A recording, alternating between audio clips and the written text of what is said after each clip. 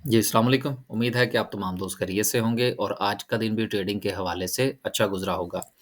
आज भी माशाल्लाह से मार्केट ने 150 पॉइंट्स डाले हैं और 150 पॉइंट्स के साथ जो हमारे टॉप एडवांसर्स हैं, उनमें एस्कॉर्ट बैंक जो है वो अभी भी कैरी ऑन कर रहा है, उसके साथ के इलेक्ट्रिक है, देन सो एंड सो कुछ दीगर छोटे-छोटे से शेयर्स और हैं, लेकिन कोई भारी भरकम शेयर्स जो है वो हमें इसमें नज़र नहीं आ रहा। और यही वजह है सिर्फ़ टेक्नोलॉजी सेक्टर की बात करें तो उसमें सिस्टम ने परफ़ॉर्म किया है, वो आगे चल के हम बात करेंगे। लेकिन जो टॉप एडवांसर हमें यहाँ पर नज़र आ रहे हैं स्क्रीन पर, इनमें हमें कोई भारी भरकम शेयर्स जो है वो नज़र नहीं आ रहा।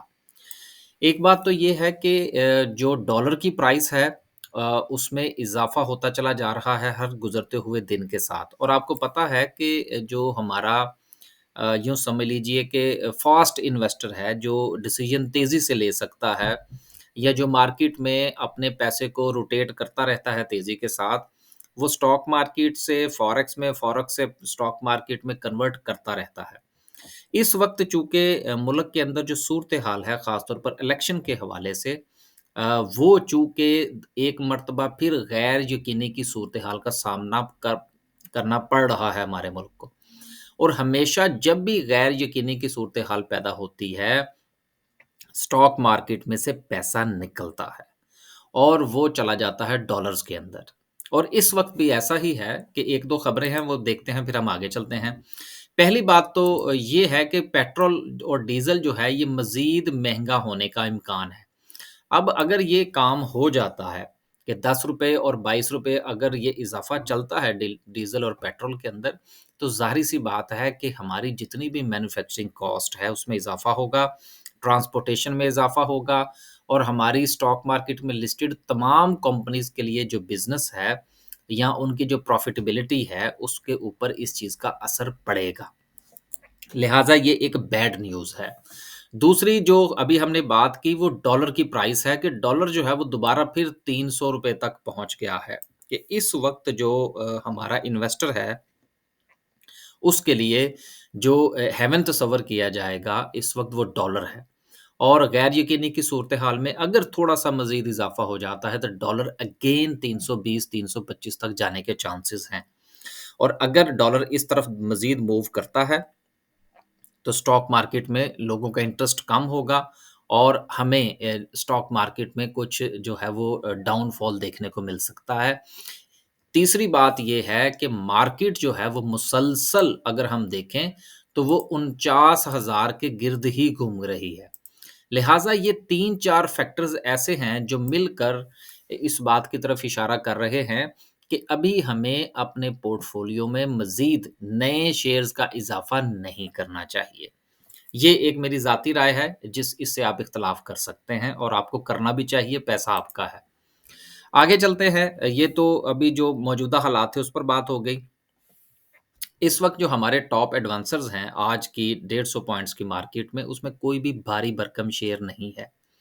जो शेयर चले हैं, अगर आप इनको ऊपर गौर फरमाइए, तो शायद इसमें से कोई भी एक शेयर जो है, वो आपको फंडामेंटली स्ट्रॉन्ग नज़र नहीं आ रहा। ये भी कुछ जो है वो हक़ाइक़ हैं, जिनको हमें मद्देनज़र रखना होता है, जिस वक़्त हम मार्केट के हवाले से कुछ अपनी प्लानिंग करने के लिए जाते हैं, अगले चंद रोज़ के लिए। अब आगे चलते हैं और बात करते हैं सर्किट ब्रेकर की। डॉलर अगर इसी तरह से चलता रहा तो मार्केट में से पैसा निकलेगा मज़ीद, ये ज़हन में रखिएगा।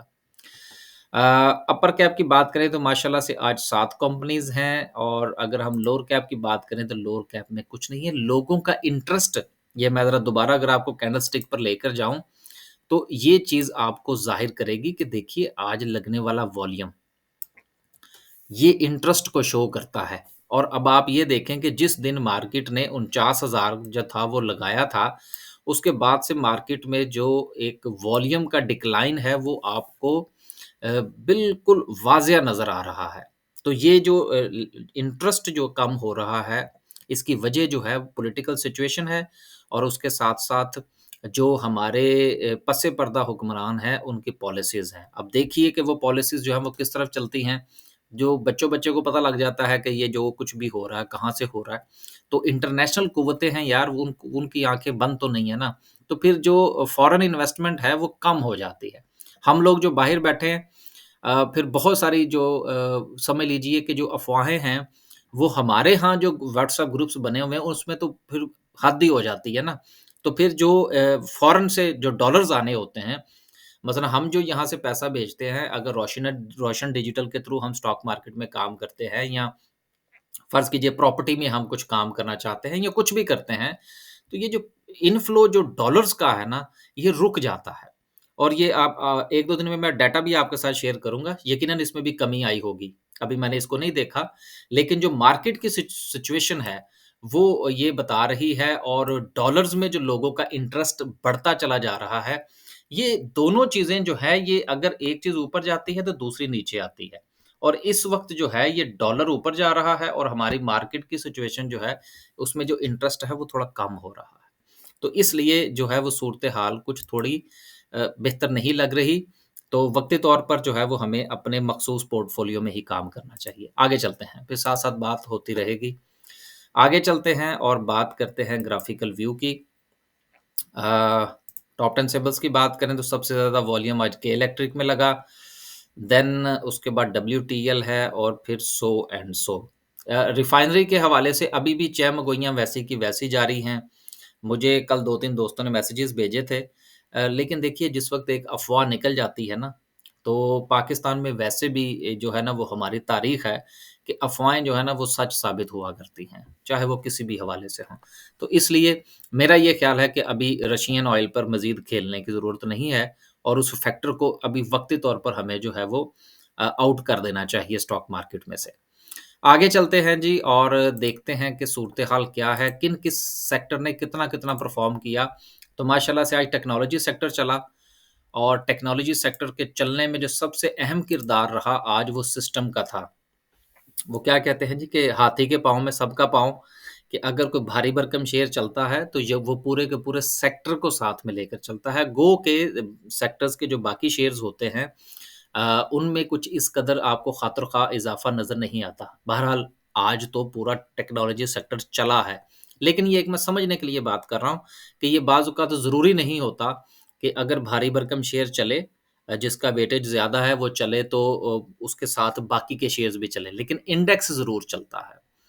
लेकिन अगर आप अपने पोर्टफ़ोलियो में मौजूद अगर डिफरेंट सेक्टर्स के शेयर हैं, अगर आप उनका बगौर जायज़ा लें, तो जब से मार्केट 49,000 से नीचे आई है, उसके बाद से अगर आप देखें, तो देन इस वक़्त जो सेक्टर है, इस वक़्त सॉरी, जो हमारे इंडेक्स की जो पोज़ीशन है, वो तो अपने हाई के करीब है। लेकिन आप शेयर्स देखिए, शेयर्स में आपको बहुत ज़्यादा जो है वो तब्दीली नज़र आएगी। मैं 1-2 तब्दीलियाँ अगर यहाँ पर हम देख ही लें, मिसाल के तौर पर आप कैप्को को देख लें,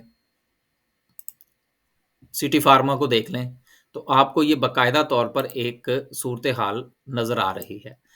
फिर अगर आप मज़ीद देख लें किसी 1-2 शेयर्स को, मिसाल के तौर पर आप देख लें, तारी ग्लास को देख लें, फिर अगर आप ओजीडीसी को देख लें, फिर अगर आप मिसाल के तौर पर मेटा को देख लें, फिर अगर आप मिसाल के तौर पर एवेंसियन को देख लें, तो सूरत-ए-हाल जो है, इंडेक्स तो दोबारा फिर 49,000 के करीब चला गया।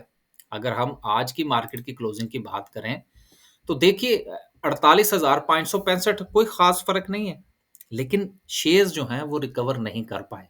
लिहाज़ा ये चीज़ जो है ये इंडिकेट करती है लेस इंटरेस्ट को। तो आज की वीडियो में मेरी जो सबसे ज़्यादा कोशिश थी, वो ये थी कि मैं इस चीज़ को बता सकूँ कि इस वक़्त जो इंटरेस्ट है हमारे इन्वेस्टर का, वो काफ़ी हद तक कम हो चुका है मार्केट में। लिहाज़ा हमें भी अपने इंटरेस्ट को कम करने की ज़रूरत है, और जो मैं या मेरे साथ जो दोस्त अहबाब काम करते हैं, हम तो गुज़िश्ता तकरीबन कोई 1 हफ़्ते से हमारे पास वही स्पेसिफ़िक शेयर हैं, कुछ 6 या 7 होंगे।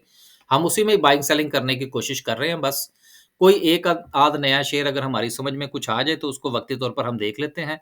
बाकी हमारा भी ऐसा कोई इरादा नहीं है। आगे चलते हैं जी, और बात करते हैं आज की कैंडल की, और उसके साथ जो है वो मज़ीद देखते हैं कि हमारा जो वॉल्यूम है, फिर हमारे जो इंडिकेटर्स हैं, वो क्या कहते हैं। इंडिकेटर्स की बात करते हैं, आरएसआई की क्या सिचुएशन है?